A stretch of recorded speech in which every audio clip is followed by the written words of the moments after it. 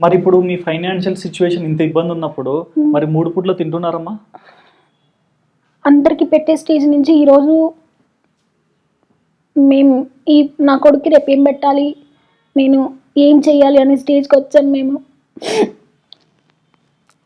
Weekly నేను food donate చేసేదాన్ని హైదరాబాద్లో ఉన్నప్పుడు. అందరూ మా ఇంటికి వస్తే మంచిగా చేసి పెడతాను, నేను వచ్చిన వాళ్ళందరికీ చాలా మంచిగా చూసుకుంటాను, పూజ వాళ్ళ ఇంటికి వెళ్తే బాగా చేసి పెడుతుంది మనకు అనే స్టేజ్ నుంచి రేపు ఏం చేయాలి అన్న స్టేజ్కి తీసుకొచ్చాడు. ఆలోచించాలి నేను.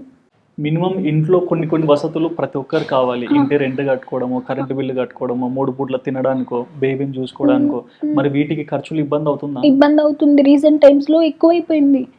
ఒక 8 months నుంచి ఈ ప్రాబ్లం ఎక్కువైపోయింది. అంతకుముందు వరకు నేను ఇద్దరు కలిసి హోటల్ చూసుకునే వాళ్ళం, మంచిగానే ఉండింది. అంటే బెట్టింగ్ ఆడుతున్నాడు, పోగొట్టుకుంటున్నాడు. అప్పుడు ఇద్దరు హోటల్ చూసుకునే వాళ్ళం కాబట్టి వచ్చేది